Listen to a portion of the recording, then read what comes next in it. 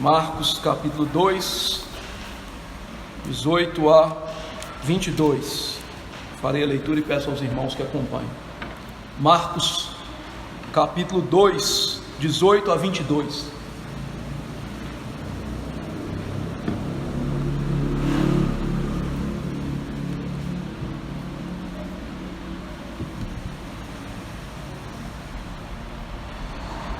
Assim diz a palavra: Ora, os discípulos de João e os fariseus estavam jejuando. Vieram alguns e lhe perguntaram: Por que motivo jejuam os discípulos de João e os dos fariseus, mas os teus discípulos não jejuam? Respondeu-lhes Jesus: Podem porventura jejuar os convidados para o casamento, enquanto o noivo está com eles? Durante o tempo em que estiver presente o noivo, não podem jejuar. Dias virão, contudo, em que lhe será tirado o noivo, e nesse tempo jejuarão. Ninguém costura remendo de pano novo em veste velha, porque o remendo novo tira parte da veste velha e fica maior a rotura. Ninguém põe vinho novo em odres velhos, do contrário, o vinho romperá os odres, e tanto se perde o vinho como os odres, mas põe-se vinho novo em odres novos. Vamos orar. Nosso Deus, Pai celeste e bendito, somos gratos pela palavra. Meditar no Evangelho de Marcos tem sido, ó Deus, muito doce, por ver a vida de Jesus, suas palavras, por acompanhar, ó Deus, de perto nosso Senhor e Salvador. Tem nos feito vislumbrar aquele dia em que estaremos com Ele presentemente, no sentido de que nós o veremos com os olhos da nossa carne e poderemos ouvi-lo com os nossos próprios ouvidos, vê-lo com os nossos próprios olhos, e poderemos desfrutar da presença física bendita de Jesus. Que este gozo que tem brotado no nosso coração possa ensejar-nos, ó Deus, a cada vez mais a diligência em ouvir a palavra e aprender de Jesus e alimentar-se mais de Jesus. Que nessa noite o Senhor nos alimente dele, da sua sabedoria, da sua santidade, do seu amor, da sua palavra, Deus, que perfura o mais íntimo da nossa alma, do nosso coração. Que nós nos quedemos agora aos pés de Jesus, porque ainda que Ele não fale conosco no sentido da viva voz, Ele fala por meio da exposição da palavra. E que nós, com os olhos da fé, já contemplemos aquele bendito dia que o veremos face a face. Abençoe para que entendamos o texto de hoje, riquíssimo, e que mesmo que tiremos baldes do oceano da palavra, já venha nos fartar para a vida eterna. Que o Senhor tenha misericórdia de nós, ó Deus. Nós somos pecadores, somos maus, não nos preparamos. Nós, ó Deus, muitas vezes estamos desatentos, achando que ouvir a Bíblia, participar do culto, é algo, ó Deus, tão banal, tão sem sentido. Que o Senhor tenha misericórdia. Que a igreja dos nossos dias, ó Deus, que tem passado longe da santidade da palavra, possa ser impactada pela visão verdadeira de Jesus. E que o Senhor nos leve a não sermos indiferentes, mas que importemos com Cristo. Porque naquele dia, se nós não importarmos com Ele agora, Ele dirá que nós somos cabritos e seremos lançados ao inferno. Por isso tenha misericórdia. Isso não é brinquedo. Que a Tua palavra martele os nossos corações eu te imploro essas coisas. E mais do que isso, que o teu nome seja exaltado, Senhor. Que este ato sublime de culto, que é a palavra sendo pregada, possa exaltar o teu nome nesse momento. Como disse o teu servo João Batista, primo do nosso Senhor, convém que ele cresça e nós venhamos a diminuir. É no nome de Jesus que oramos. Amém. Meus irmãos, vocês já repararam como nossa sociedade tem especializado-se em fazer coisas que são impróprias, inadequadas? O que eu quero dizer com isso? Por exemplo, eu sou pastor e venho aqui no culto solene lhes expor as Escrituras. Será que eu poderia vir aqui, de calça jeans rasgada, corrente nos braços, brinquinho pendurado nas orelhas, camisa de super-herói? Isso seria adequado? Será que isso é adequado para o culto solene? Será que é adequado o pastor que vem aqui de terno e gravata e com esse mesmo terno e gravata na praia, num calor de 40 graus? Também não é? Nós temos vivido um tempo em que esse tipo de coisa, que o que é adequado se fazer em determinada situação, tem sido banalizado, e as pessoas acreditam que tudo hoje é permitido. Nas minhas últimas férias, eu estive num shopping em Belo Horizonte, e eu fiquei estarrecido com as coisas que eu vi lá, Eu vi um bando de jovens de terno e gravata que pareciam pregadores do Evangelho, e eles estavam daquela maneira simplesmente para zoar, para mangar com a cara das pessoas.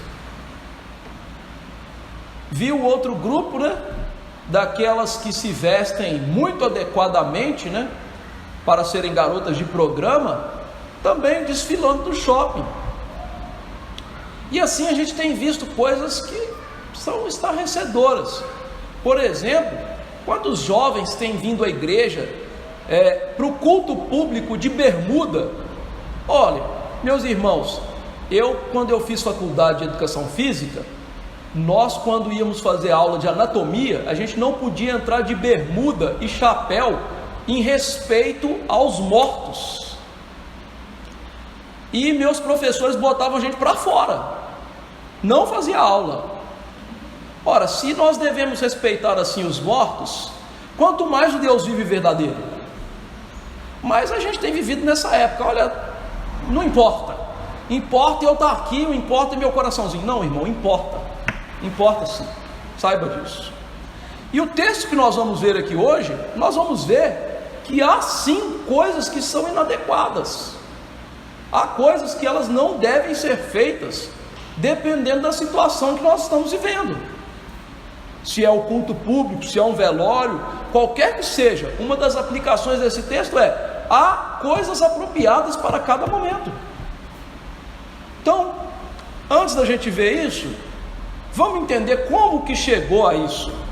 No capítulo 2 de Marcos, lembre-se que Marcos está respondendo perguntas como quem é Jesus e o que ele veio fazer, e o capítulo 2 não é diferente. Nós vimos lá na primeira sessão do capítulo 2 que Marcos mostrou que Jesus é o Filho de Deus que perdoa pecados. Então ele nos mostra a identidade de Jesus. No entanto, a identidade de Jesus, ao ser exposta diante dos religiosos dos seus dias, trouxe oposição. Ou seja, as pessoas que ouviram falar que Jesus é Deus, elas duvidaram veementemente, e isso fez com que elas se opusessem a Cristo. Ou seja, esse sujeito aí é um maluco, ele não é Jesus, ele não é o Salvador, ele não é o Messias, ele não é o próprio Deus encarnado. Depois disso, Marcos nos mostrou o que Jesus veio fazer. Diante dessa identidade, Jesus é um Salvador, mas Jesus então salva que tipo de pessoas? Ele mesmo disse, que ele salva pecadores que se reconhecem pecadores, ou seja, aqueles que acham-se bons demais, religiosos demais, e que têm méritos, eles não são salvos por Jesus, porque a graça lhes é impedida por conta do seu orgulho. Naquela ocasião em que Jesus disse isso, ele falou por conta dos fariseus que se julgavam superiores aos gentios e publicanos que estavam ali comendo aos pés de Jesus. Ou seja, eles julgaram que Jesus era um pecador e os apóstolos também, porque eles estavam diante de pessoas que eles julgavam a escória, os pares do mundo, não percebendo que eles eram tão maus quanto aquelas pessoas. Então ali também havia oposição, ali havia então um espírito rebelde em relação a Jesus. Então Marcos está mostrando duas realidades correndo paralelamente: Jesus se revelando como quem ele é, o que ele veio fazer, Deus que veio salvar pecadores miseráveis, e os homens que estavam dizendo que esse aí não é Deus. E não só ele não é Deus, mas isso prova que ele é um pecador, que ele é um miserável, porque ele come com essas pessoas. Então eles estão questionando Jesus, e principalmente as atitudes de Jesus, a fala de Jesus e o fato de Jesus se assentar com as pessoas para poder comer. Então eles estão julgando Jesus como alguém inadequado. Esta era a realidade. Então, diante disso, Marcos coloca o texto que nós vamos ler aqui hoje. Esse texto, temporalmente, ele não aconteceu aqui. Marcos, ele coloca esse texto aqui, esse evento aqui, para exemplificar aquilo que ele estava falando, para nos ensinar algo acerca daquilo que ele estava falando.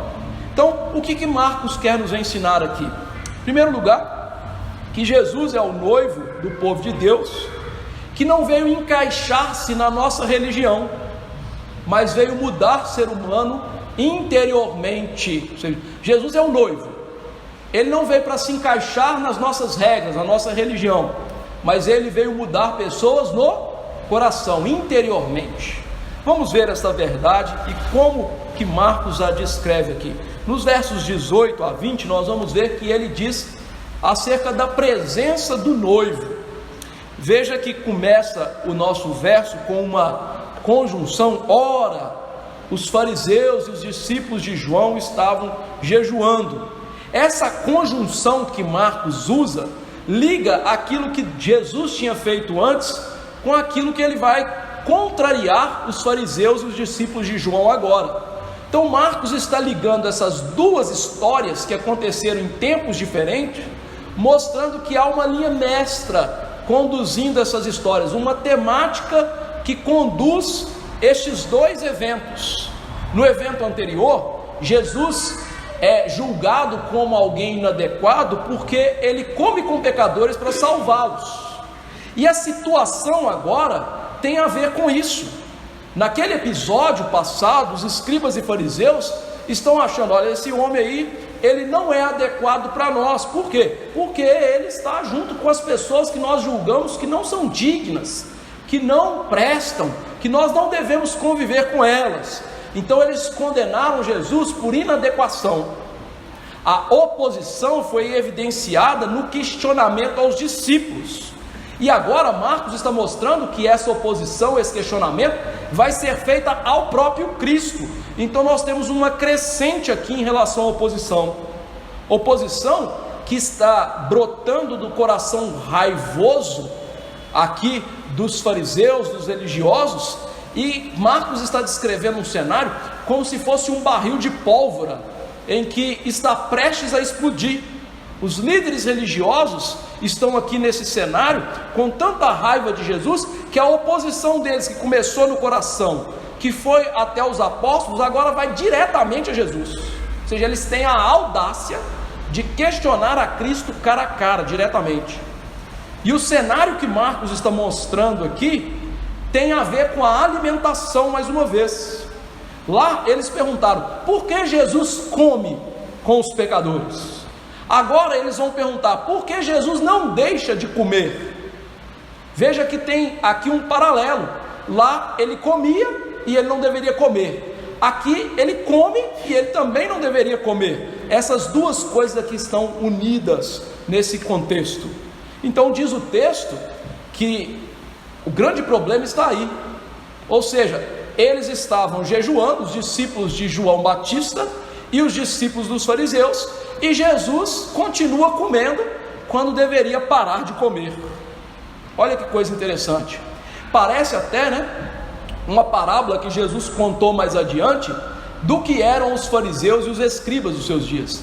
Jesus contou uma parábola interessante, ela é narrada em Lucas, acerca dos fariseus e escribas que questionavam Jesus e João Batista, que ele diz: olha, João Batista veio aí sem comer e vocês criticaram, eu venho aqui comendo e bebendo, vocês me chamam de um glutão, vocês parecem aquelas crianças que você fala assim, vão brincar disso? E ela fala, não, não vou, e aí depois ela brinca daquilo que você falou, vão brincar daquilo? Não. E aí ele termina essa historinha falando assim, ó, a sabedoria é justificada pelos seus filhos, pelas suas obras. Então esses homens aqui são os mesmos, impuros no seu coração, sem sabedoria alguma, que estão criticando Jesus, se ele come, se ele não come, se ele deixa de comer, se ele continua comendo. O negócio é criticar, o negócio é criticar, essa é a tônica. Parece muito, né, os crentes dos nossos dias, que pouco trabalham pelas igrejas, mas o negócio é criticar. Os crentes hoje são mestres em crítica. Eu acho que eles fizeram até pós-doutorado em crítica. Se critica tudo na igreja, mas trabalhar para a igreja e fazer alguma coisa por Jesus não se faz, mas criticar sabe. E é muito interessante isso, que critica com a propriedade, como se fosse douto naquilo que critica, sem saber, né, como diz Luciano, J de Jesus, não sabe nem quem é Jesus, mas gosta de criticar. Ou seja, o cenário que Marcos mostrou é essa. E agora eu quero mostrar uma coisa interessante. Veja que eles estavam jejuando, e há dois grupos aqui. O primeiro grupo é os discípulos de João Batista. João Batista era um pregador do arrependimento, e é interessante que esses homens deveriam saber de fato o que é o jejum. Por quê? O jejum era uma prova de arrependimento. O livro do profeta Joel, capítulo 2, versos 12 e 13, diz assim acerca do arrependimento: ainda assim, agora mesmo, diz o Senhor, convertei-vos a mim de todo o vosso coração, e isso com jejuns, com choro e com pranto. Rasgai o vosso coração e não as vossas vestes. Convertei-vos ao Senhor vosso Deus, porque Ele é misericordioso e compassivo, em tardio irar-se, grande benignidade, e se arrepende do mal. Jejum, meus irmãos, era uma mostra de arrependimento, de contrição. Por isso, o único jejum no Antigo Testamento era no dia da expiação, o dia em que se trazia à memória o pecado e como nós não podemos perdoar o nosso pecado. Então Deus mandava o povo jejuar para lamentar quem eles eram, pecadores que não podiam se salvar. O jejum não era para ganhar nada de Deus, não era para se mostrar nem para Deus, muito menos para o próximo. Era uma grande lamentação. E ele só era verdadeiro com uma vida de piedade. Nós lemos aqui Zacarias 7, mas Isaías 58 diz assim: porventura não é este jejum que escolhi, que soltes as ligaduras da impiedade, desfaças as ataduras da servidão, deixe livres os oprimidos e despedaços todo jugo? Porventura não é também que repartas o teu pão com o faminto e recolhas em casa os pobres desabrigados, e se vires o nu, o cubras, e não te escondas do teu semelhante?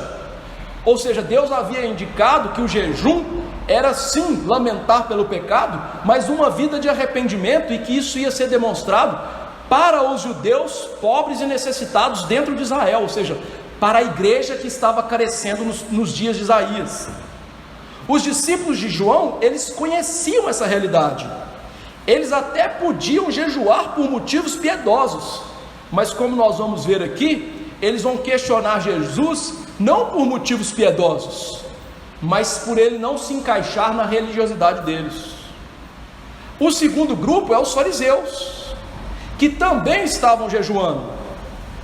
Os fariseus, eles aqui dão um grau a mais em relação a perverter o jejum. Aqueles homens, como os pais antes deles, eles esqueceram o real motivo do jejum e que o jejum envolve viver uma vida santa. Os judeus, lá da época do cativeiro babilônico, eles instituíram 4 jejuns por ano, fora da lei de Deus, em contrário à lei de Deus. Para quê? Para a tentativa de ganhar o favor de Deus, como se dissesse assim: Deus está nos punindo, então vamos jejuar que Deus vai ser obrigado a nos abençoar. Os fariseus aprenderam tão bem a lição que eles elevaram isso a uma potência maior. Eles começaram a jejuar 2 vezes por semana, na segunda e na quinta-feira. E eles acreditavam piamente que o jejum era uma maneira de apaziguar a Deus no seu juízo, ou seja, ganhar o favor de Deus. E além disso, eles foram mais além e pior, porque eles faziam jejum para aparecer. O jejum que eles faziam, eles se mostravam abatidos, para que as pessoas olhassem para eles e falassem: está jejuando, é piedoso, é santo. Aquilo que deveria ser uma marca de piedade, de uma religiosidade sadia, era agora na verdade uma maneira para aparecer às pessoas. Você deve se lembrar da parábola de Jesus, que ele fala sobre o publicano que batia no peito orando, mas antes do publicano que batia no peito orando, havia um fariseu orando que dizia: jejuo 2 vezes pela semana, não sou como esse. Ou seja, ele se julgava melhor porque ele jejuava. Está entendendo onde é que nós estamos chegando? Esses homens estão julgando Jesus e os discípulos de Jesus pior. Por quê? Porque eles não estão jejuando como eles. E agora nós temos que entender esse contexto diante daquilo que Jesus disse mais tarde para esses homens, sobre o falso jejum deles. Jesus disse em Mateus 6, 16 a 18: quando jejuardes, não vos mostreis contristados como os hipócritas. Olha a chave da interpretação: como os hipócritas, porque desfiguram o rosto com o fim de parecer aos homens que jejuam. Em verdade vos digo que eles já receberam a recompensa. Ou seja, quando as pessoas olham para ele e falam assim: você é piedoso, hein? Que legal. Eles já receberam a recompensa, é isso que eles queriam. Tu, porém, quando jejuardes, unge a cabeça, lava o rosto, com a finalidade de não parecer aos homens que você jejua, e sim a teu pai em secreto, e teu pai que vem em secreto te recompensará. Então o contexto é jejum para aparecer, jejum como regra religiosa imposta, mas que não vinha da verdadeira religião.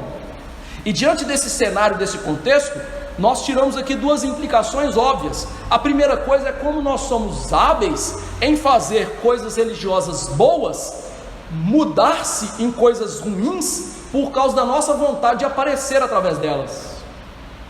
Desde muito cedo, quando a gente entra na igreja, pisa na igreja, a gente vai aprendendo a usar a oração, o jejum ou qualquer outra coisa na igreja para os nossos fins de aparecer aos homens.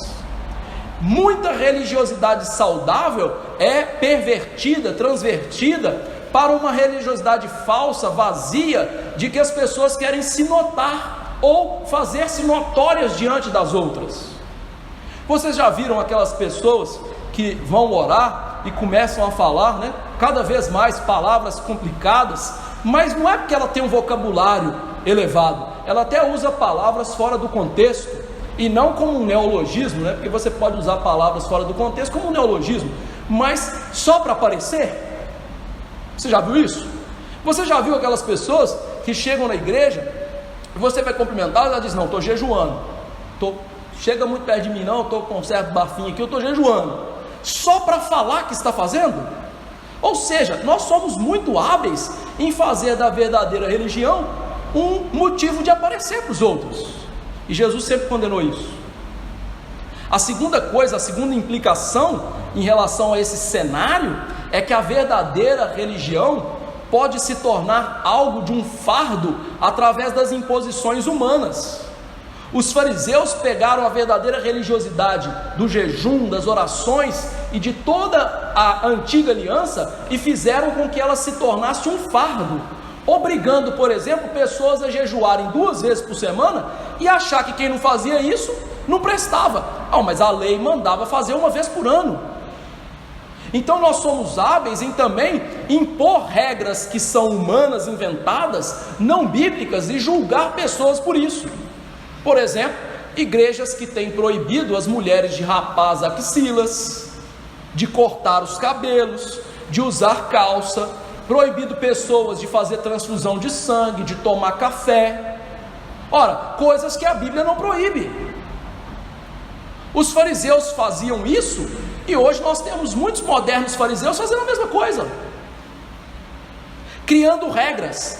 E aí, quando nós usamos a religião para aparecer, e nós criamos regras, que como disse Jesus, nem com o dedo mindinho a gente tenta carregar, porque a gente sabe que não consegue, mas quer que o outro carregue, o que a gente faz? A gente começa a julgar o outro pela nossa religiosidade hipócrita e vazia. Ou seja, eu meço você por aquilo que você deveria fazer, que é a minha regra, mas eu também não faço.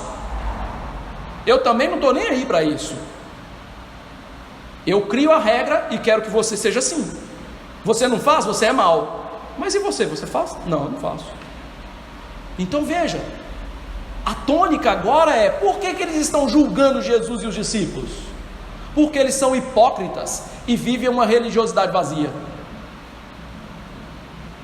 E então, alguns dos discípulos de João e também dos fariseus, é verdade que Mateus diz que foram os discípulos de João que fizeram a pergunta, mas Marcos nos mostra esse contexto duplo. É bem provável que os fariseus tenham incitado os discípulos de João a fazer a pergunta, como eles fizeram diversas vezes com os herodianos e outros, para colocar Jesus em xeque.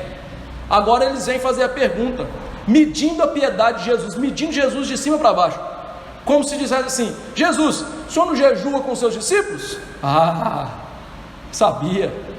O senhor comia com pecadores, né? O senhor também não vai jejuar, né? Ou seja, que religiosidade é sua? Que religião é essa, Jesus? Que religião é essa que o senhor tem? O senhor não vale nada. É como se dissesse assim. Eles acabaram de julgar Jesus e os seus discípulos como pecadores por comer, por salvar pessoas, por ir lá pregar o evangelho para aqueles que estavam perdidos. E agora eles estão julgando Jesus e os discípulos por não seguir a religião deles. Não é pela palavra que Jesus sempre seguia e sempre viveu. E como é que Jesus responde tudo isso? O verso 19 tem a primeira parte da resposta. Jesus vai responder com 3 parábolas. O verso 19 e 20 tem uma parábola. Jesus pergunta para eles: podem jejuar os convidados do casamento na presença do noivo? Jesus responde aqui com uma pergunta em forma de parábola. Isso é muito interessante em Jesus. Essa é a metodologia de ensino de Jesus. Jesus, geralmente, ele respondia perguntas assim com outras perguntas. Perguntaram para Jesus: com que autoridade o Senhor expulsa as pessoas do templo? Ele disse: vou lhes perguntar, o batismo de João era do céu ou dos homens? Ou seja, Jesus respondia por perguntas. Por quê? As perguntas nos fazem pensar, as perguntas nos colocam em xeque, as perguntas são como se fosse um contraponto. Nós somos obrigados a parar e a meditar para pensar. Esse tipo de metodologia é uma metodologia divina antiga. Você deve se lembrar do profeta Jonas, quando ele estava em torpor espiritual, dentro do navio com uma grande tempestade em volta. Deus usou os marinheiros para tirar Jonas do torpor espiritual através de perguntas. Quem és tu? De onde você veio? Qual é o Deus que você serve? Por que você está aqui? E aí ele caiu, caiu a ficha, né? Como diriam os antigos aí. Eu sou servo do Deus Altíssimo, e tudo isso está acontecendo por minha causa. Jesus sabia o impacto das perguntas na vida das pessoas, e por isso ele usava essa metodologia, para que elas parassem, pensassem, meditassem. Mas veja, Jesus aqui também usa uma parábola, na verdade 3, que eram coisas do seu cotidiano. Ou seja, ele pegava a vida das pessoas e montava essas historinhas para que eles pudessem aprender as lições espirituais e fosse acessível aos conterrâneos. É como se a gente aqui mineiro fosse contar uma história e a gente falasse de feijão tropeiro, de pão de queijo. Se você falar isso para um japonês, ele vai perguntar, né? Que é pão de queijo? Não sabe, não viu aquilo. Então Jesus pegava algo do cotidiano e lançava ali. Com que propósito? Aí é que digamos, o pulo do gato. Por quê? As parábolas eram simples do cotidiano, mas elas davam entendimento aos discípulos. Os de fora, questionadores, ímpios, que não queriam saber de Jesus, as parábolas cegavam cada vez mais. Quem disse isso foi o próprio Jesus em Marcos 4, 11 e 12. Ele diz: respondeu aos discípulos, aos apóstolos: a vós outros é dado conhecer o mistério do reino de Deus, mas aos de fora tudo se ensina por meio de parábolas. Para quê? Qual o objetivo? Vendo, vejam e não percebam, ouvindo, ouçam e não entendam. Para quê? Para que não venham a converter-se e haja perdão para eles. Veja, Jesus vai responder para esses homens de uma maneira que eles vão ouvir e não vão ouvir. Eles vão ver e não vão ver. Vão ser condenados na sua religiosidade hipócrita. Por quê? Eles são os sãos que não precisam de médico. Eles não querem médico. Eles querem questionar Jesus, eles querem se opor a Jesus. Por isso, infelizmente, aqui, a palavra de Deus para eles foi um instrumento que os cegou. Irmãos, por isso que é tão importante a gente dispor o coração da gente, ordenar a vida e os negócios da gente, de maneira que a gente possa estar no culto para ouvir de fato a palavra. Porque a palavra é um instrumento de salvação, mas é um instrumento que vai lançar milhões de pessoas que se dizem crentes no inferno. Ouvir e não entender, ver e não ver espiritualmente, está cegando cada vez mais as pessoas pela própria palavra que abre o coração de outros, consola e traz salvação. Veja que coisa horrível, essa oposição no coração, quando ela bate de frente com a palavra, nós lemos aí em Zacarias, ela gera um coração duro como diamante, um coração que traz ouvidos surdos, mocos, tapados para a palavra. É isso que estava acontecendo com eles. E veja que lá em Zacarias o contexto era jejum. O contexto aqui é jejum. Religiosidade falsa lá, falsa aqui. Resultado, o mesmo: barrar a palavra de Deus. A primeira parábola que Jesus conta tem a ver com as atitudes corretas diante dele, diante do noivo. Veja que Jesus disse: podem jejuar os convidados para um casamento? Para que você entenda isso bem, o casamento judaico era bem diferente do nosso. Havia 4 estágios. O primeiro era o noivado, né? Não existia namoro, viu gente? O namoro é um negócio do século XIX. Antes do século XIX ninguém ficava namorando igual a gente faz hoje, né? Agarrando, beijando um ao outro para depois casar. Não, isso é pecado.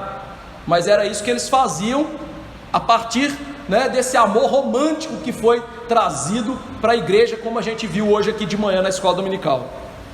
O noivado já fazia a pessoa ser casada com a outra. É nessa circunstância, por exemplo, que José quer separar-se de Maria para não infamá-la. Olha, ele já era casado, mas na verdade é o equivalente ao nosso noivado, mas já tinha fim legal de casamento. A segunda parte era a preparação, que a noiva ia lá se preparar, se embelezar. A terceira era a chegada do noivo. O noivo vinha para tomar a esposa da família e levar para sua casa. E a quarta e última, que é a que faz parte da nossa parábola, eram as bodas, quando de fato havia uma grande festa comemorando o fato do noivo ter tirado lá a mulher da casa do papai e da mamãe para trazer para sua casa. Havia uma grande festa, e as festas eram enormes mesmo. O povo judeu era um povo festeiro, tanto que um comentarista narra a festa de casamento, as bodas, da seguinte maneira: ser convidado para uma festa de casamento era motivo de alegria desmedida que ofuscava todas as outras coisas. Até mesmo professores da lei interrompiam a sua aula da Torá para participar do casamento. Inimigos se reconciliavam, mendigos e pobres que aparecessem podiam comer de graça, rufavam-se os tambores, nozes eram julgadas para os convivas. Não é o nosso arroz, né? Eram nozes, uma coisa chique. Dançava-se em cortejo pela noiva e a beleza dela, louvando a sua beleza. E havia uma grande procissão. Ou seja, era um momento singular, de grande alegria.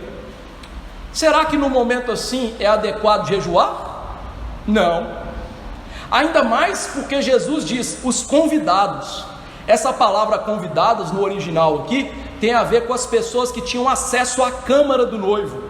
Jesus está falando dos amigos do noivo, que eram tão íntimos, que eles eram responsáveis por organizar a festa, fazer o maior festejo possível, e eles levavam o noivo até a câmara dele, onde ele ia consumar o casamento com a noiva. Então eles chegavam ali na beirinha da porta e deixavam eles ali. Ou seja, eram pessoas íntimas. Então Jesus está mostrando o quê? Os discípulos, que eram aqui os convidados, eram as pessoas íntimas que jamais poderiam deixar de se alegrar numa situação dessa. E aí, o que ele está descrevendo? Ora, há uma atitude inadequada se alguém jejuar e for tão íntimo do noivo, ao invés de festejar. Mas você percebe o que Jesus realmente quer dizer com isso? Se ele chamou os discípulos de convidados íntimos do noivo, quem é o noivo? Lógico que é Jesus. A lição que Jesus está dando é que os discípulos não podiam jejuar porque o momento não era propício para o jejum. Por quê? Porque o noivo, que é o próprio Jesus, estava ali. Ou seja, ele está respondendo dizendo assim: eu sou o noivo, e os discípulos são os meus convidados mais íntimos, não é hora deles jejuarem.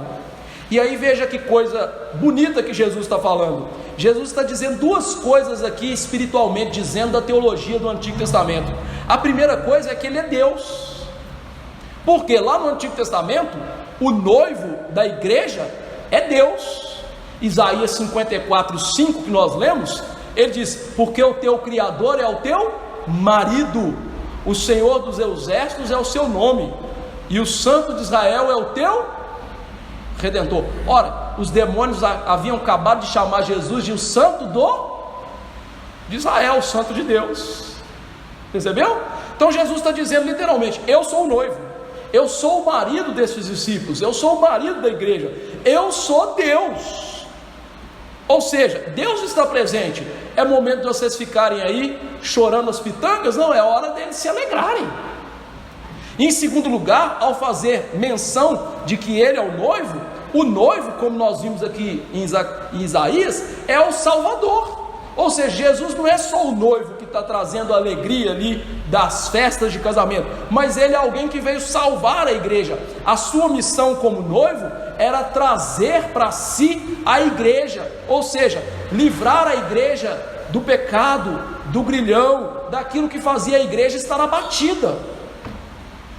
A missão dele é livrar a igreja da morte, é fazer com que a igreja seja bonita, seja a noiva preparada e maravilhosa para o casamento. Por isso Paulo, ao falar de casamento, ele usou essa mesma figura. Diz lá em Efésios 5: maridos, amai a vossa mulher como Cristo amou a igreja e a si mesmo se entregou por ela, para que a santificasse, tendo purificado por meio de lavagem da água da palavra, para apresentar a si mesmo igreja gloriosa, sem mácula, nem ruga, nem coisa semelhante, porém santa e sem defeito. Paulo vê que Jesus é o noivo que veio livrar a igreja, que veio salvar a igreja do pecado, da sua falsa religiosidade, de uma vida distante de Deus. Ou seja, Jesus, meus irmãos, é aquele noivo lá do Salmo 45, que descreve lá o casamento do Messias com a igreja. O que ele está dizendo para esse povo aqui então é: se eu sou o noivo, o próprio Deus, e o Deus que veio ser o redentor desse povo, é tempo de festa e não de luto. Ou seja, os meus discípulos estão muito certos em comer e beber junto comigo. Lembra que no cenário anterior, o que eles estavam fazendo? Alegrando, banqueteando, comendo e bebendo. Eles estão certíssimos em fazer isso. É tempo de alegria. No entanto, há algo difícil aqui. Por quê? O verso 20 mostra que essa festa em um momento teria que acabar.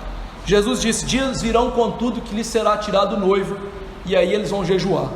Jesus mostra então que aquele tempo de festa, de alegria do noivo presente iria passar, que uma situação difícil de dias que eles precisariam de jejuar viria adiante.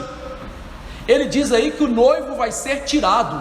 Essa expressão tirado aqui tem a ver com uma morte violenta, como se o noivo fosse raptado para ser morto violentamente. Jesus está literalmente prevendo que a morte dele viria e seria violenta, e que aquela expressão de raiva, de contraposição que eles estavam fazendo, teria o seu clímax na morte do noivo, ou seja, o casamento seria impedido, o casamento seria arruinado, entre aspas, pela morte do noivo. Jesus está aludindo de maneira aqui, em parábola, aquilo que o Antigo Testamento havia dito lá em Isaías 53, acerca da morte do noivo, de Isaías 54. Isaías 54 tem o noivo salvador, mas para o noivo ser o salvador, ele tem que passar pelo Isaías 53, a morte do noivo. Por juízo opressor foi arrebatado, foi tirado, e de sua linhagem quem dela cogitou? Porquanto foi cortado da terra dos viventes, por causa da transgressão do meu povo foi ele ferido. Ou seja, Jesus está descrevendo aqui e aludindo ao texto de Isaías 53, de que a oposição iria crescer de tal maneira que ia descambar para a sua morte, e uma morte violenta, mas aquela morte era a salvação da noiva, a salvação da igreja. E diante disso nós aprendemos algumas coisas da fala de Jesus. A primeira é que a morte de Jesus jamais foi algo acidental. Jesus sabia que ia morrer e Deus havia preparado a morte de Jesus desde toda a eternidade. O plano de Deus passava pela morte de Jesus. Jesus não veio para o mundo sem saber que ia morrer. Jesus não veio para cá para passear e tomar água de coco lá na praia de Jerusalém, não, meu amigo. Quer dizer, Jerusalém não tem praia, mas vocês entenderam, né? A metáfora. Ou seja, ele não veio aqui passar férias. Ele veio para salvar o povo. E como noivo para salvar o povo, ele tinha que se sacrificar. Então a morte dele não era um acidente, era aquilo que ele veio fazer. Ainda que ele venha trazer alegria para os apóstolos, paz, libertação, trazer o ano aceitável do Senhor, para fazer isso, ele tinha que ser o noivo que ia morrer. A sua missão era essa. A segunda coisa é que Jesus não era uma vítima, portanto. Às vezes a gente olha para Jesus na cruz e vê alguém morrendo tragicamente, indefeso, sem possibilidade de salvação, mas não, Jesus sabia tudo e ele podia defender-se de tal maneira que lá em João 10, Deus havia dito a ele que a vida era dele e ele podia dar e retomar quando quisesse, mostrando que Jesus não era ali uma vítima indefesa, alguém que foi surpreendido, não, ele era todo poderoso e poderia se livrar, se ele assim o quisesse. Tanto que lá no Evangelho do Senhor segundo João, quando as pessoas vão prender Jesus, esses mesmos escribas, fariseus, sacerdotes, hipócritas, eles perguntam: és tu Jesus? Ele diz: eu sou, afirmando sua divindade. Todos eles caem por terra, mostrando que Jesus era plenamente capaz de impedir tudo aquilo. Ele só não podia fazê-lo, e ele não faria jamais. Por quê? Por causa da nossa salvação. O noivo veio ser o redentor da igreja, e esse momento traria grande angústia aos apóstolos. Até Jesus sendo tomado e levado para a cruz, sair do túmulo, seria um grande momento de tristeza e angústia para os apóstolos, tanto que eles querem desistir, eles fogem, eles se espalham, eles estão com medo. Aquele momento era um momento de tristeza, mas graças a Deus que Jesus Cristo deixou o Espírito Santo com seus discípulos, e viria um momento que eles jejuariam, porque Jesus não estaria fisicamente presente, mas estaria com eles pelo Espírito, para que eles pudessem sofrer as perseguições, as lutas, a morte, digamos assim, martírica que os apóstolos sofreram. Ali eles jejuariam, seria um momento difícil, seria um momento de lamento, o noivo não estaria fisicamente presente, a festa daria lugar ao momento de esperar o noivo voltar. E por isso, graças a Deus pelo fim da história, ainda que nós estejamos vivendo um momento em que o noivo não está fisicamente conosco, nós sabemos que um dia ele estará. O fim da história é a continuação do casamento. Por isso Apocalipse 19 descreve a volta de Jesus como o casamento entre a igreja e Cristo, o maior casamento de todos. Lembra aí, irmãzinha, do seu dia de noiva. Lembra aí, irmãozinho, o dia que você viu a noiva entrando na igreja. Não se compara ao noivo Jesus e a noiva a igreja. Não se compara. Diz lá Apocalipse: alegremos, exultemos, demos-lhes a glória, porque são chegadas as bodas do Cordeiro, cuja esposa a si mesmo já se ataviou, pois foi-lhe dado vestir-se do linho finíssimo, resplandecente e puro, porque o linho finíssimo são os atos de justiça, atos de justiça da verdadeira religião, de acordo com a palavra. Então me falou o anjo: escreve, bem-aventurados aqueles que são chamados à ceia das bodas do Cordeiro. E acrescentou: são estas as verdadeiras palavras de Deus. Essa declaração gloriosa nos traz hoje alento nesse tempo em que o jejum deve ser feito pelo momento difícil que vivemos, pelo momento de esperar o noivo que virá e nos tomará para ele. Estamos no momento lá do casamento judaico, de embelezamento da igreja, mas agora é o momento de jejum, para que naquele dia seja um momento de festa e de bodas eternas com Cristo Jesus. Verso 21 e 22, Jesus vai mostrar a inadequação da religião deles. Nós temos agora duas parábolas com o mesmo significado. O que é inadequado, a religião deles. Veja que Jesus respondeu a pergunta, mas ele ainda não respondeu a pergunta de maneira plena, de maneira cabal. Ele mostra que o noivo estava presente, então era um momento de alegria. Mas o problema era que Jesus e os apóstolos não encaixavam na religiosidade dos escribas, dos fariseus e dos discípulos de João. Ou seja, ele ainda não deu um checkmate na religiosidade vazia deles. Por isso agora a resposta de Jesus vai de encontro à tensão do problema. Jesus vai mostrar que ele e os seus discípulos, na religião da nova aliança, não se encaixam na religiosidade deles. É algo inadequado para a religiosidade que eles estão propondo. Veja que Jesus não está questionando o jejum e nem está questionando o Antigo Testamento. O problema é a religiosidade vazia, a religiosidade asceta deles. Que é isso, pastor? Asceta. Asceta vem de ascetismo, que quer dizer que aquelas pessoas, elas se privavam de comer e de beber, achando que com isso se tornariam melhores. Paulo teve que combater isso mais tarde, quando ele escreve a Timóteo sobre aqueles que proibiam o casamento, proibiam de comer, de beber e de tomar alguns tipos de alimento. Ou seja, Jesus está combatendo esse ascetismo deles, que eles achavam que os tornavam bons e melhores religiosos, mas que na verdade não, era uma prova que eles não entendiam a verdadeira religiosidade. Por quê? Essas pessoas, o pensamento delas é o seguinte: se você não segue a minha religião, você não está certo, você não é piedoso, você não presta. Eles deveriam se tornar discípulos de Jesus, mas eles querem que Jesus se torne os discípulos deles.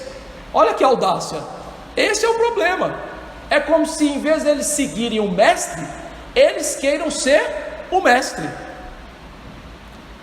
Antes da gente entrar aqui a fundo nisso, é interessante que esse tipo de religiosidade, ela tem estado presente na igreja de tal maneira que é até vergonhoso.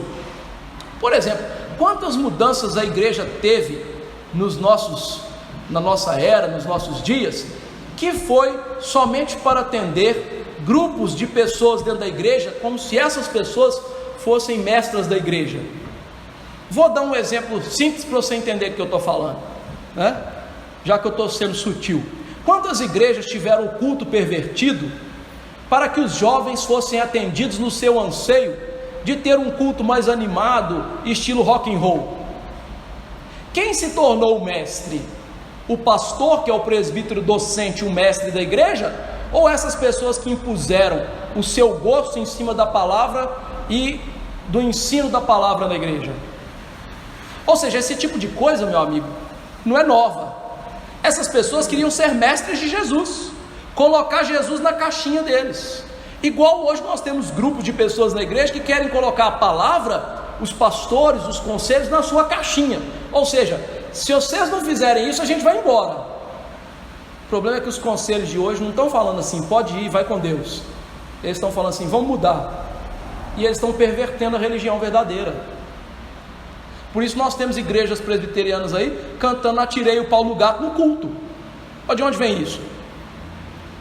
E eu não estou mentindo aqui, está aí na internet, pode procurar. Por quê? Porque o rei é menino. Porque alguém se tornou o mestre da palavra, e não a palavra sendo pregada, o mestre da igreja. É isso que eles estão querendo fazer com Jesus aqui.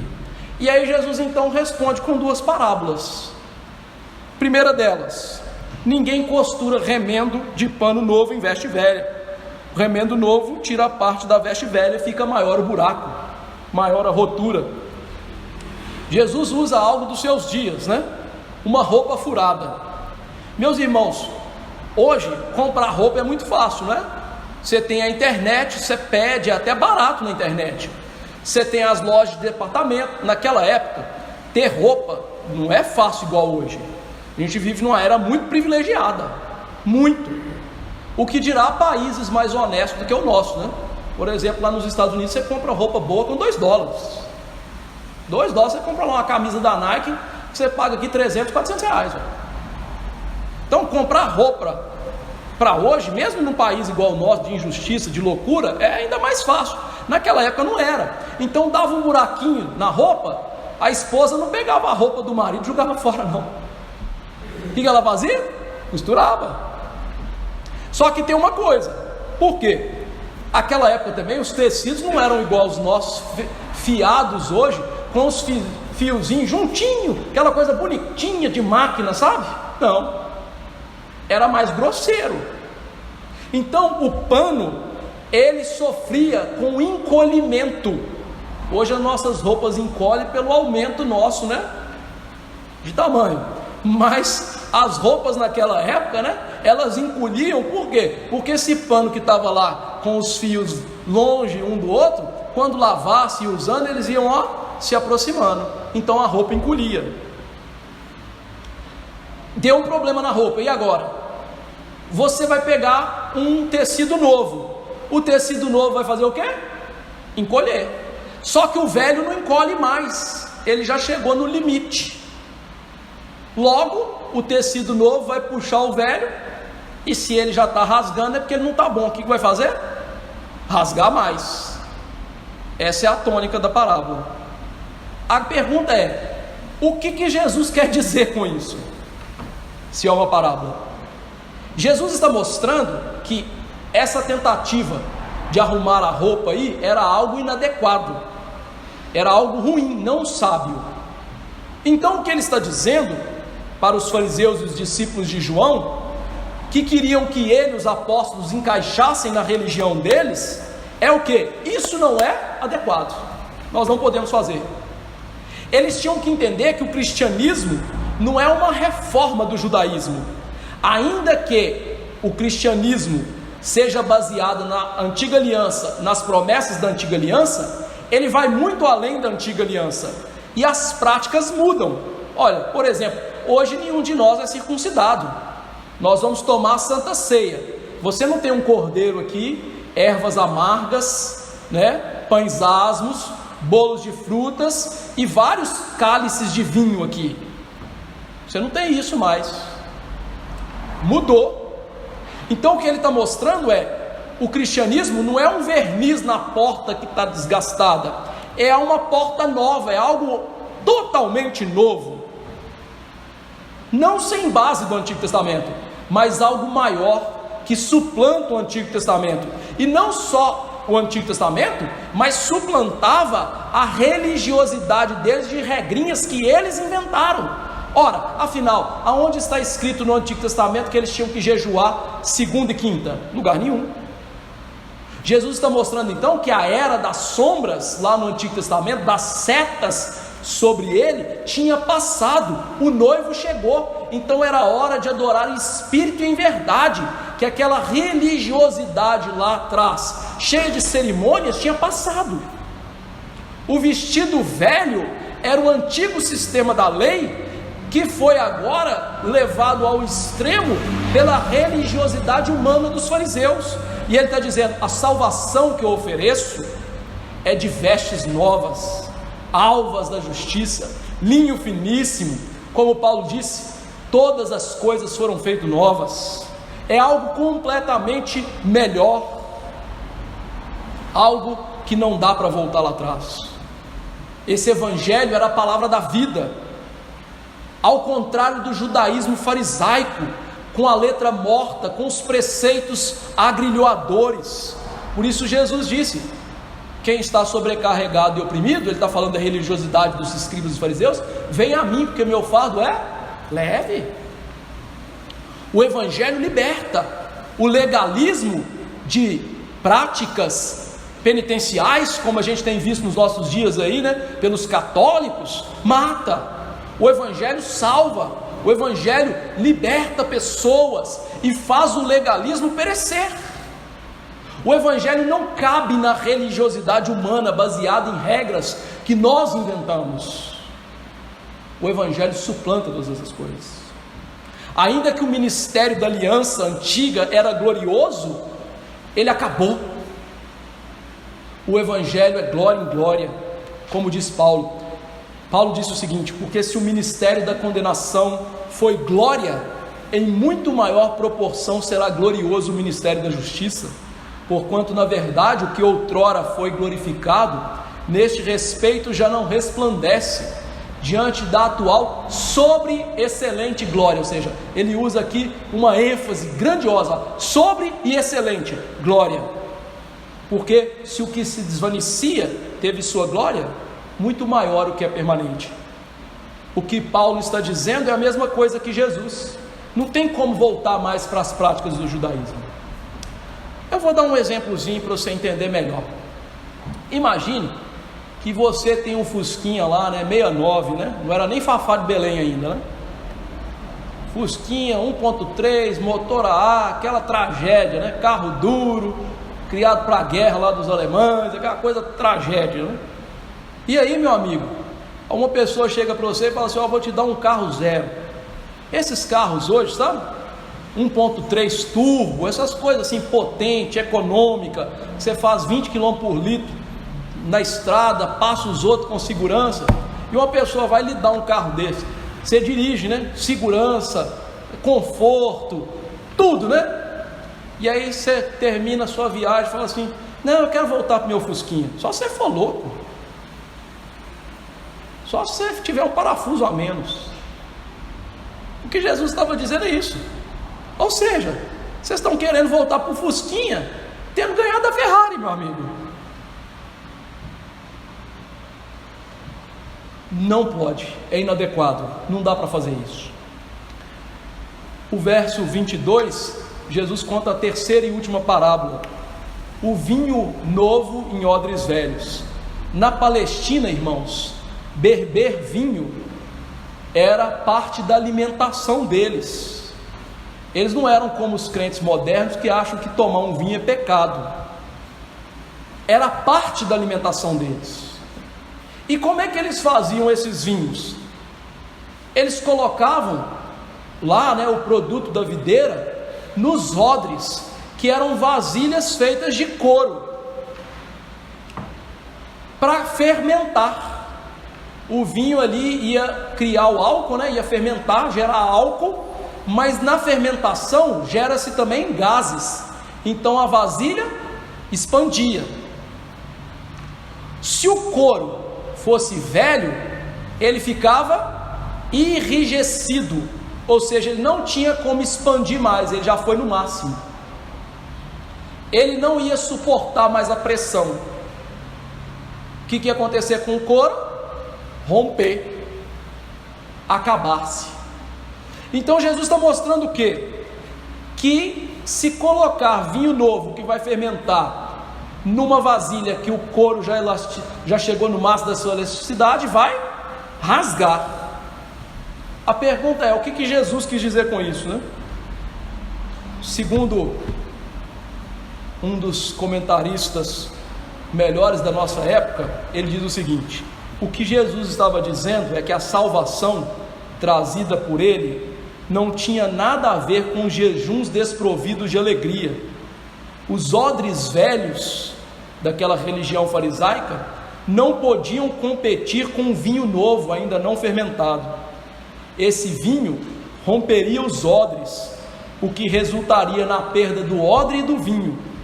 Do mesmo modo, o vinho novo, cheio de riqueza, para todos aqueles que queriam as bênçãos de Jesus, até mesmo os publicanos e pecadores, olha o contexto anterior, deve ser posto em odres novos, fortes, cheios de gratidão, liberdade, serviço espontâneo para a glória de Deus, uma religião verdadeira. Ou seja, o que Jesus quis dizer é que os escribas, guardiães das tradições e outros, estavam tentando fazer algo ridículo. Eles queriam colocar a religião nova e que estava crescendo e se expandindo, e que era uma religião de salvação verdadeira, de alegria no Espírito Santo, dentro do tradicionalismo desgastado. Eles queriam pegar o reino dinâmico de Jesus e engessá-lo e restringi-lo por velhos moldes. Jesus então está trazendo a mensagem que a sua religião de salvação e verdadeira requeria novos moldes, uma religião muito mais simples, em que a glória era interna pelo Espírito Santo, o vinho novo da salvação que expande-se, que traz nova vida, que traz alegria no Espírito. Por isso Paulo pode dizer que o reino de Deus é a alegria no Espírito. Isso significa então que Jesus pegou o Antigo Testamento e jogou no lixo? Não. Ele só está mostrando que não havia mais lugar para a religião do Antigo Testamento. A sua religião estava ancorada no Antigo Testamento, mas era muito maior e melhor. Significa então que Jesus aceita qualquer coisa nova? Também não, porque tudo que Jesus fez e disse é lastreado pela palavra de Deus. Então esse texto também não serve para a gente trazer novidades para a igreja, né?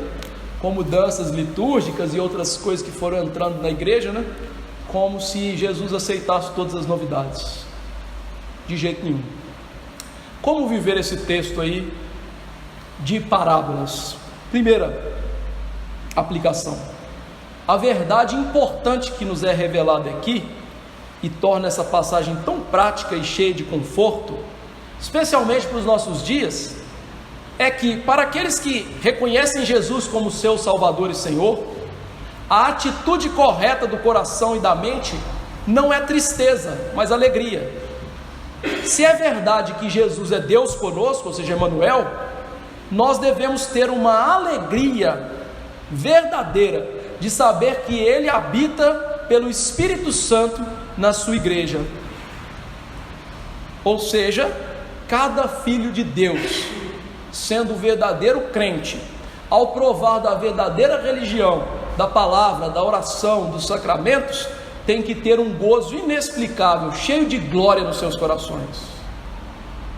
Foi para trazer esse prazer, essa alegria da abundância espiritual, que Jesus veio e morreu sacrificialmente, executou uma salvação gloriosa, completa, para nos fazer servir em alegria da salvação.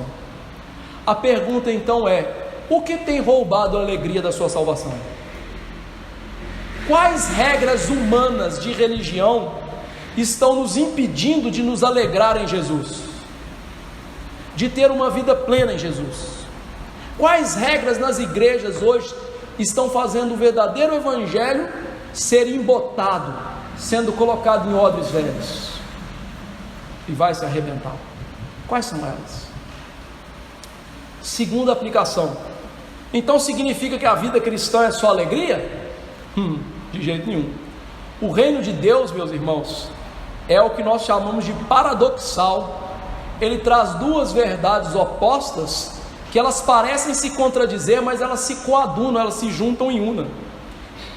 Ora, a Bíblia nos chama a nos alegrar pela salvação por Jesus Cristo, mas a Bíblia também nos chama a entristecer por causa do pecado.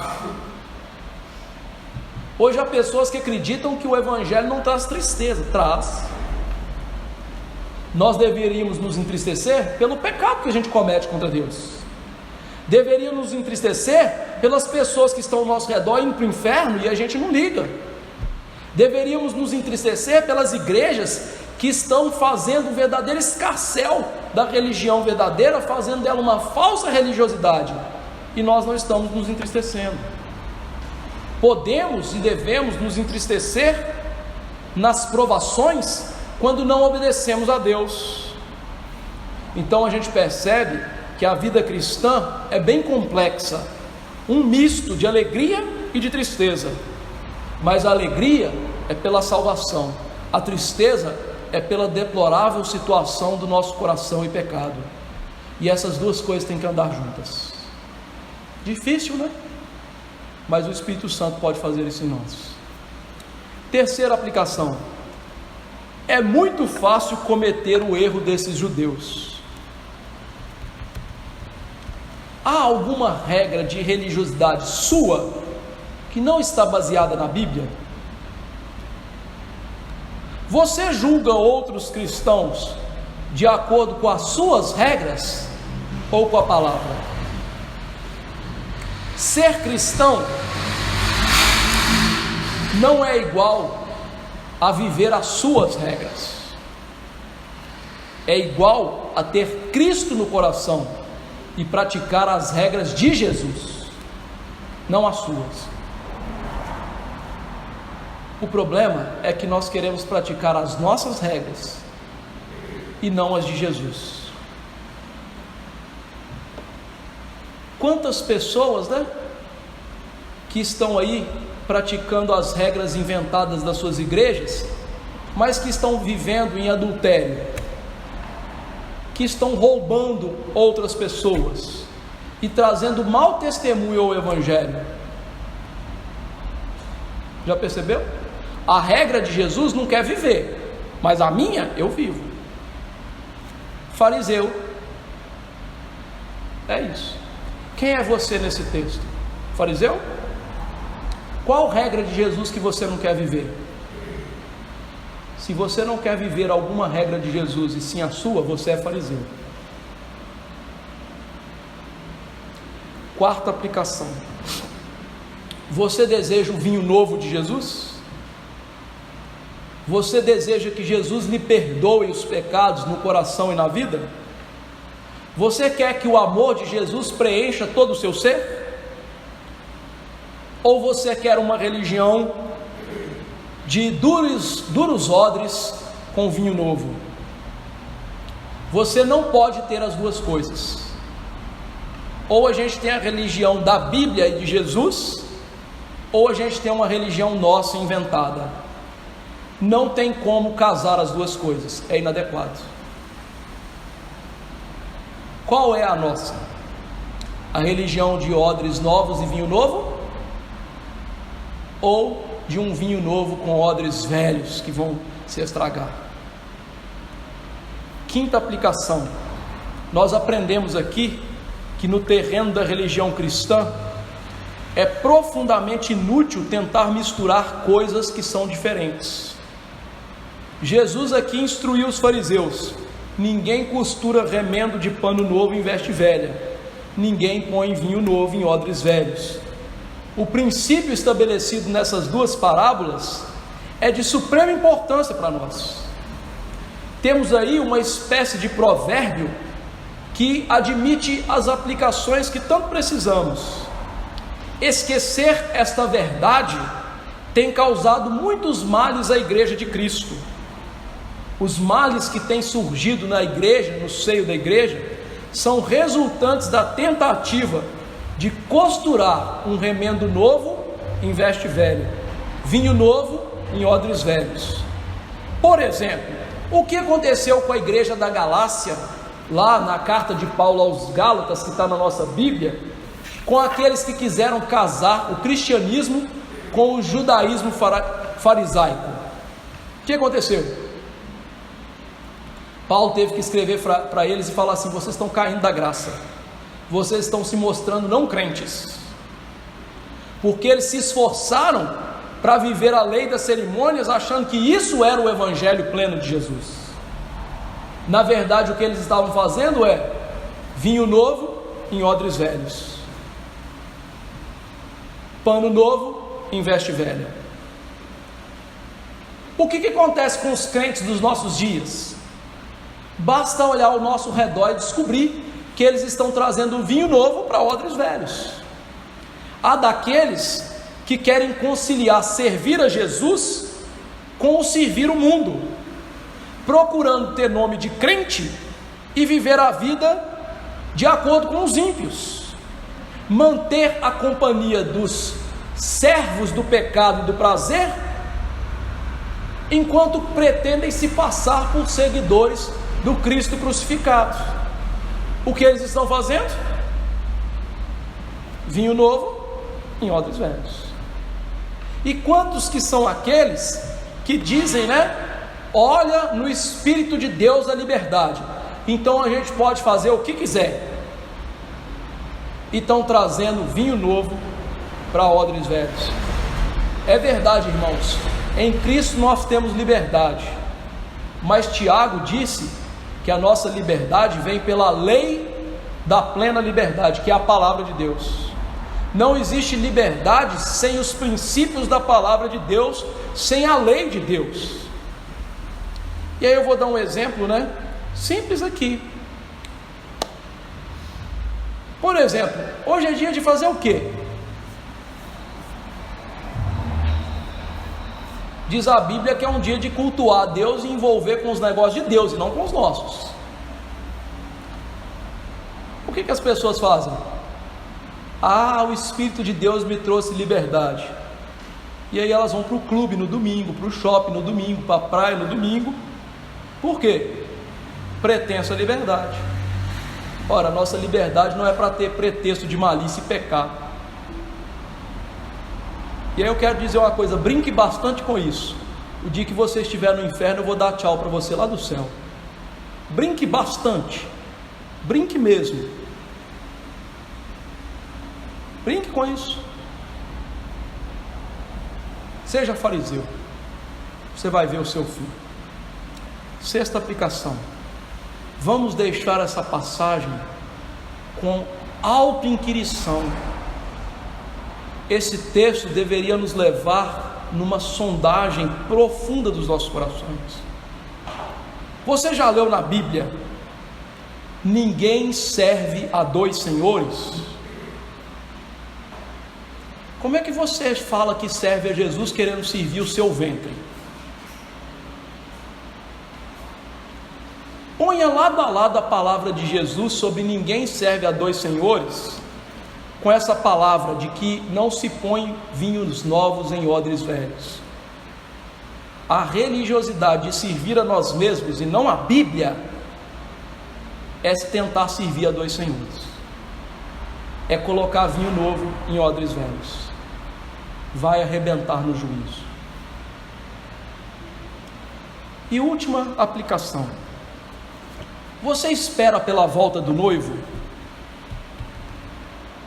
Você e eu deveríamos esperar com ansiedade, porque nada se compara com a presença de Jesus, irmãos.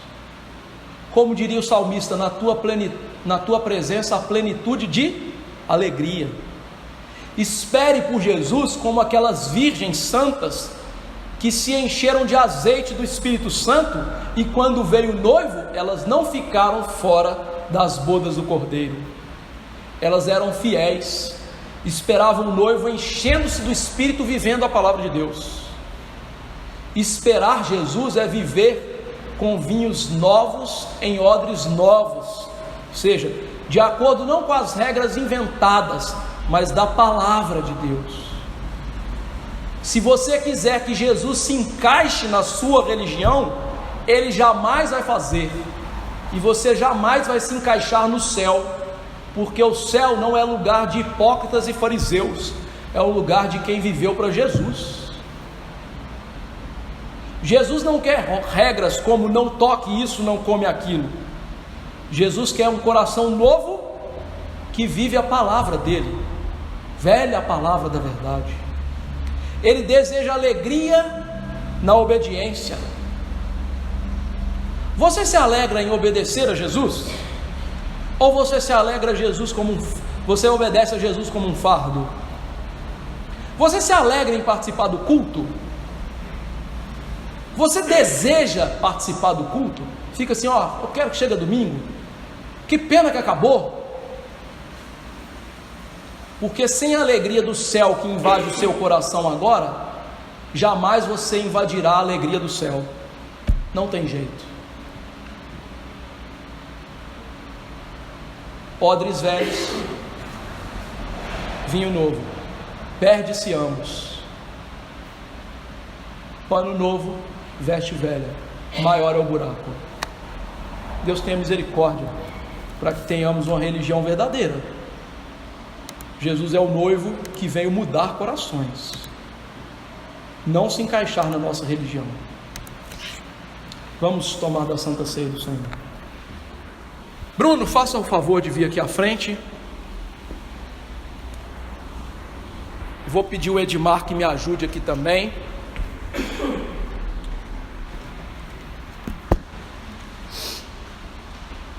Vou abrir a palavra do Senhor em Marcos aqui, texto institucional da ceia. Marcos 14, 22 a 26. Vou esperar os meninos chegarem aqui.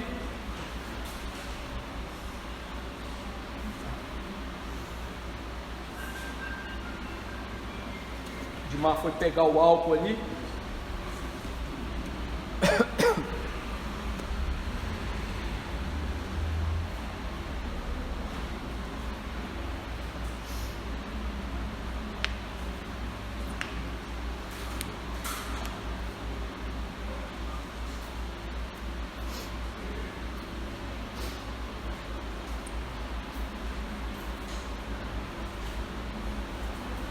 Marcos 14, 22 diz o seguinte: enquanto comiam, tomou Jesus um pão, abençoando-o, partiu e lhes deu, dizendo: tomai, isto é o meu corpo. A seguir tomou Jesus um cálice, tendo dado graças, o deu aos seus discípulos, e todos beberam dele. Então lhes disse: isso é o meu sangue, sangue da nova aliança, derramado em favor de muitos. Em verdade vos digo que jamais beberei do fruto da videira, até aquele dia em que o hei de beber novo no reino de Deus. Tendo cantado um hino, saíram para o monte das oliveiras. Veja que Jesus aqui institui a Santa Ceia como, em primeiro lugar, um memorial daquilo que aconteceu com ele, sua morte vicária, substitutiva, o noivo que morre pela igreja. Então a Santa Ceia é um memorial, a gente relembra Jesus morrer por nós, dar o seu corpo para ser dilacerado e dar o seu sangue para que fosse vertido, e tudo isso para a nossa salvação, para a expiação do nosso pecado. No entanto, essa ceia que aponta para a morte de Jesus é também um alimento espiritual. Jesus viu a fraqueza dos apóstolos e conhece a nossa fraqueza e deu este alimento para nós. Ou seja, ele sabe que nós somos pó, somos fracos e que nós somos tendenciosos a cair. O que ele nos fez? Nos deu um alimento para que nossa fé se tornasse mais forte, para enfrentarmos melhor esse tempo de jejum, esse tempo em que o noivo não está conosco. Mas veja que Jesus disse que beberia de novo do vinho lá da Santa Ceia com os apóstolos. Quando? Na boda dos cordeiros. Ou seja, nas bodas do cordeiro, quando ele voltasse. Ou seja, Jesus só ia tomar vinho de novo quando ele voltasse com os seus apóstolos. E aí ele tomaria desse vinho com eles, vinho novo em odres novos, bodas do cordeiro, verdadeira e plena alegria da salvação. Graças a Deus por Jesus. Nós vamos cear até aquele dia, porque naquele dia nós vamos participar da maior festa de todas, do maior casamento de todos. Graças a Deus por isso. Mas só vão fazer isso os que têm vinho novo em odres novos. Por isso, a Santa Ceia, Paulo diz: examine-se, pois, o homem a si. Quem nós somos? Fariseus hipócritas, porque jejuas ou porque não jejuas? Ou aqueles que têm alegria no Espírito Santo por pertencer a Cristo? Quem somos nós? Somos de fato do corpo de Jesus? Só esses podem participar da Santa Ceia.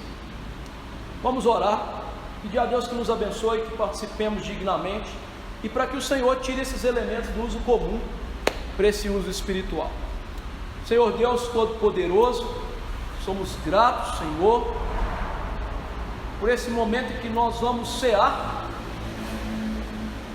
já pensando naquele dia que cearemos com Cristo. Hoje, pelo Teu Espírito, somos alimentados na realidade da morte de Cristo, mas com o coração ansioso por aquele dia em que nós estaremos presencialmente com o nosso Senhor e Salvador Jesus Cristo. Ah, Senhor, que bênção será isso!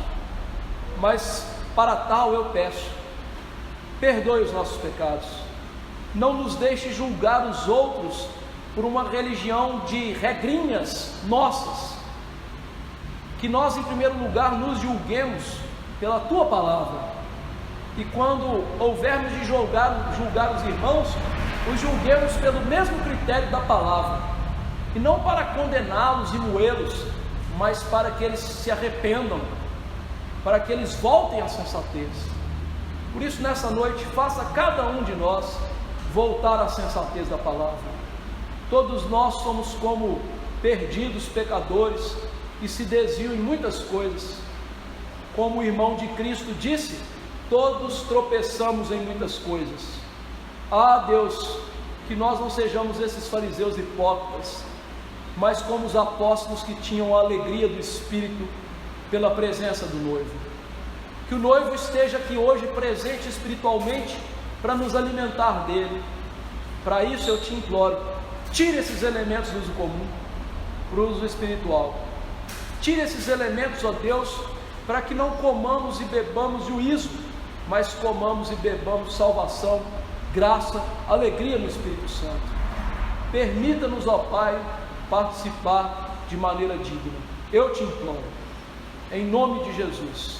Amém.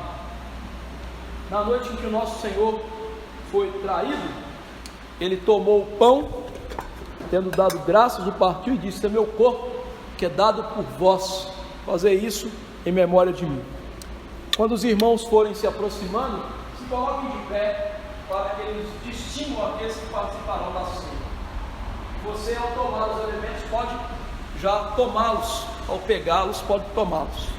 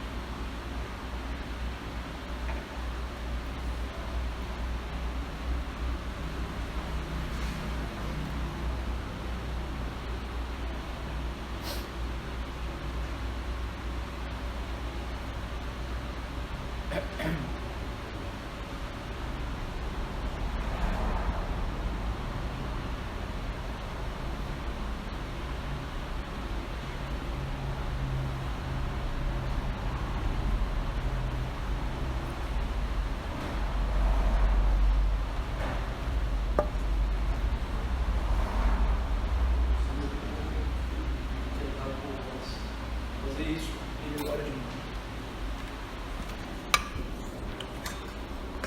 Por semelhante modo, queridos irmãos, depois do nosso Senhor haver ceado, ele também tomou o cálice da nova aliança, dizendo: "Este é o cálice da nova aliança, fazer isso todas as vezes que vos reunides em memória de mim." Então, aqueles que tomaram do pão também devem tomar do cálice do nosso Senhor, como todos os apóstolos fizeram.